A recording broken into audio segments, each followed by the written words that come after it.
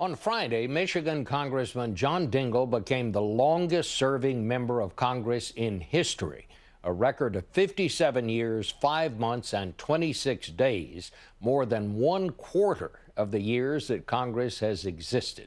That is our Face the Nation flashback. So happy to go. Dingell came to Congress in 1955 when Dwight Eisenhower was president. I want to ask you a little bit about, as you look back on those years, how many presidents?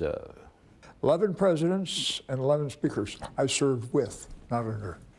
You will notice I did not say that you served under. I knew you're a wise head, but some folks do. As you look back on it, who were your favorites? Well, if you look, you'll see there's a picture signed to John Dingell. Franklin Delano Roosevelt. I didn't serve with him, but he was, to me, right after God. He'd speak, if you'll remember, to the fireside chats. What has been done in the And everything in the country stopped. People wanted to listen to him. And he had that wonderful speaking style. And after him, I think Truman, who was an extraordinary guy who had the remarkable ability to simplify enormously complex questions into a simple yes or no. And what about LBJ? He was a tremendous president. There's only one thing that destroyed LBJ, and that was Vietnam. And probably at the bottom of that was his ego, because he was, I think, very much afraid that people were going to say, who lost Vietnam? Johnson didn't know how to defend against that, so he stayed and kept raising the ante in Vietnam and cost us a huge number of lives and an awful lot of money. But he also passed the civil rights bills. That was, I think, one of the great pieces of legislation in history, because we eliminated discrimination against deserving, decent American people. I almost lost an election over that. And I had to go around and say, now, I want you to explain to me why it is that a black man or woman should not be able to vote if they're a citizen, when an American who happens to be a white man or woman can vote. And the people responded. But you know, when you look back in those days, those were the days of these great across-the-aisle relationships. I mean, I don't think there's any question Lyndon Johnson could not have passed that without Everett Dirksen, the Republican leader. You're a wise man, my friend Bob. The answer is he could not. And the interesting thing is that Dirksen and LBJ talked. They're friends. You don't find that now. And it is hurting the institution, it's hurting the country, it's hurting the Congress, and it's keeping us from making progress, because now everybody thinks we got to fight.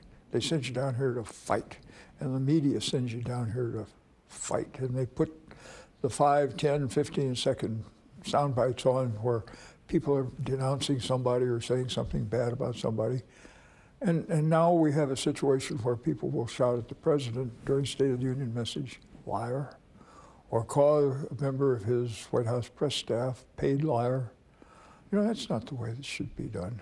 Do you think that you could pass the 1964 Civil Rights Bill today? I said the other day, I wasn't sure we could pass the 10 Commandments in this place. Money has become a curse in this place because everybody's chasing money all the time. And the result, and that's true in the Senate too, and the result of this is that the place is simply locked up. And we have people who come in here that don't have the vaguest idea how the place works.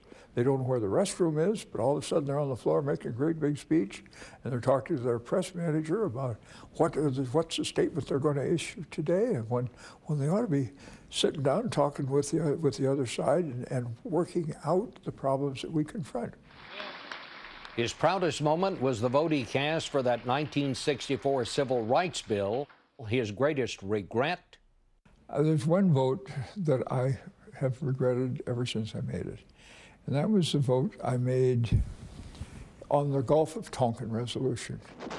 That is the resolution that gave Lyndon Johnson the green light to go to Vietnam.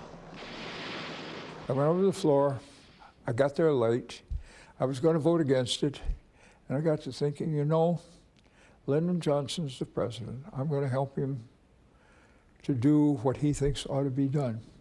Well, it turned out that the information that he had, that we had about that, was wrong. And it committed us to Vietnam, which cost us thousands of American lives, untold treasure, vast ill will, which hurt generations of Americans, particularly the guys who went over there honorably to serve their nation. That's what I'm sorry about. But it was one that taught me something, so that when the second Bush wanted to go into Iraq, I voted against it because I thought that was a dumb thing, and I didn't think they had the basis for it. What was your favorite time here? The first year I was here because I didn't have anything really important to do. I was just a freshman. All I had to do was to look around and act important.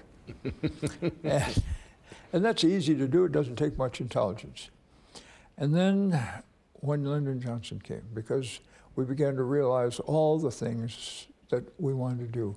Medicare, which my dad was the first author, and which I had introduced every year since, and where I got to preside over the House when we passed Medicare. I've still got the gavel.